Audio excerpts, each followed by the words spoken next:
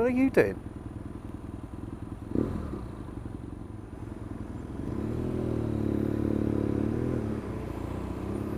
Keep an eye on this motherfucker because he does not know where he's going. See, just cut across the lane. Nicely done, son. Nicely done. Twat.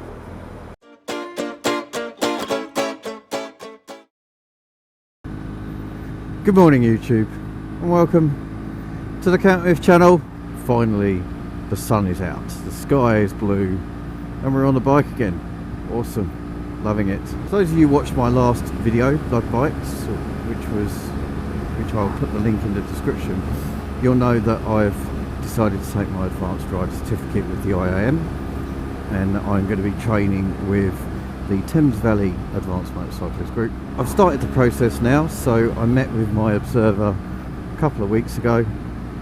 Really nice guy, and today I'm just going to talk about what we did, what the next step is, what I've learnt so far, just to give you guys an idea really of what's going on, and maybe inspire you to get out there and do your advanced rider as well. So the first meet was, like I say, 2 weeks ago. Met with my observer.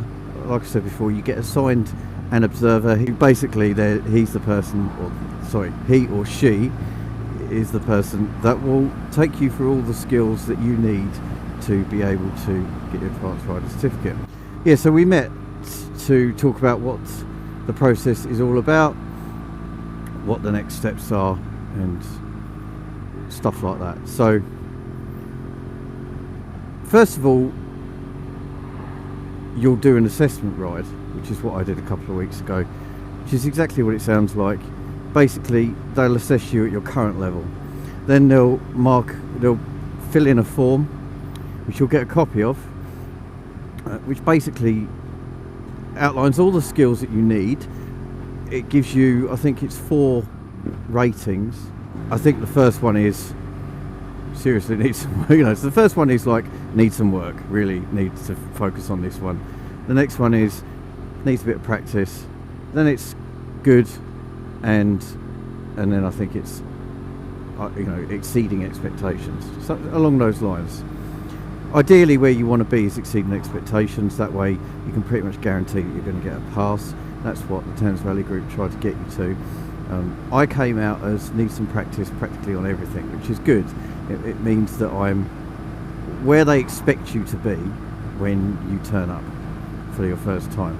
I mean, obviously it doesn't matter where you are on the skill level, but if everything you do is need some practice, then you've got some decent basic foundation skills to work with to take you through the process. After that, they'll talk about the next meet and the whole process as a whole, so you'll spend maybe an hour talking about what's going to happen.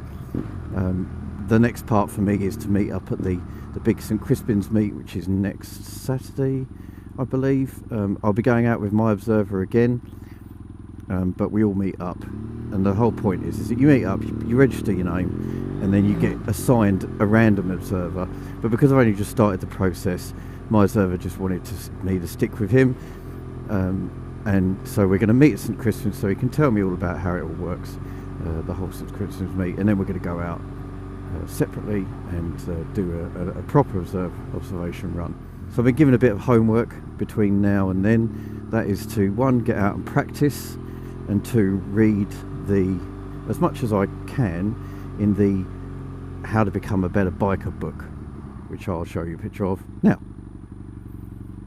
Actually, it's a really good book, guys. Really, really good. If you're not going to do your Advanced Motorcyclist, but you want to learn some new skills, get the book. It's really easy to read. It's got some really good kind of common sense tips, but things you may not be applying in your general ride. So well worth a look. And I'll put up a link in the description of where you can get the book. So the idea is basically read the book and then go out, practice what you think your interpretation is of what the book is telling you should or shouldn't be doing, and then meet up at the St Crispin's meet, do my first official observer run, and see how well I'm doing, and then we'll take it from there. So for today, I'd talk about one of the leading principles of advanced motorcycling, which is a principle called IPSGA. And IPSGA stands for information, position, speed, gear, acceleration. They are that is the process that you should follow into any situation you find yourself. So again, IPSGA, information, position, speed, gear, acceleration. So how does that translate? How do we use IPSGA? Well, information is something that you're always going to be doing. So I'm coming down this road, I'm thinking that van that's just pulled out to make this guy slow down potentially, and I maybe need to slow down. We're coming up to a petrol station, so people could be coming in and out of that junction. This car's coming towards me, so I probably want to move over into the middle of the road. We've got a cyclist here, he's going to make people come out. So yeah, it's information, and it's continuous through the IPSGA process. Information is the one thing that is always being applied. You're always giving information, you're always taking information. Taking information is very much what I just spoke about. Giving information is me, maybe sounding my horn, flashing someone with my lights, indicating for where I'm going to be going, positioning myself in the road to make sure that I'm in the safest position, but also that I'm in the right position for whatever I'm about to do. For example, if I was turning right, then obviously I'd want to be close to the outside lane, or the inside, close to the middle lane, whatever that is, outside, inside, I have no fucking idea. So what I'll do, guys, is when I come up to a turn, we'll use IPSGA following through to that turn, and you'll get an idea of how the whole process works.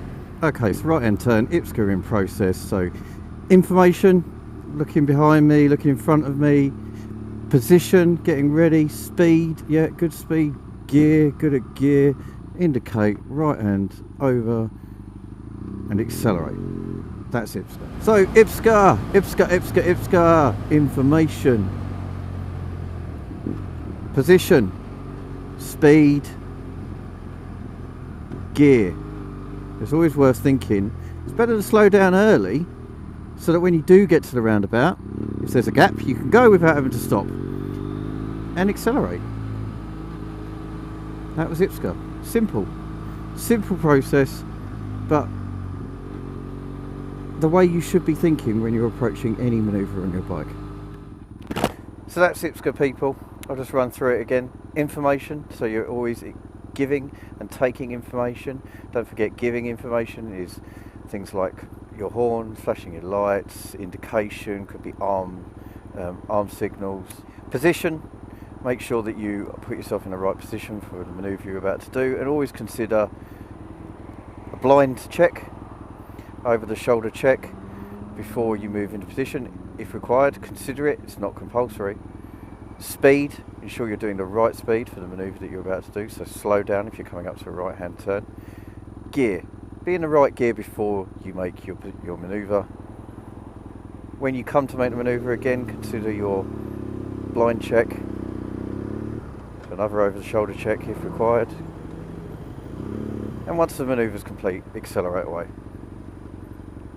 Anyway, I've been Count Miffed. I hope that's been informative for you, and we'll check in at the next Observer ride, which will be next Saturday. Come rain or shine, I will be on the bike again. Thank you, everybody. Cheers for all your support, and we'll talk again soon.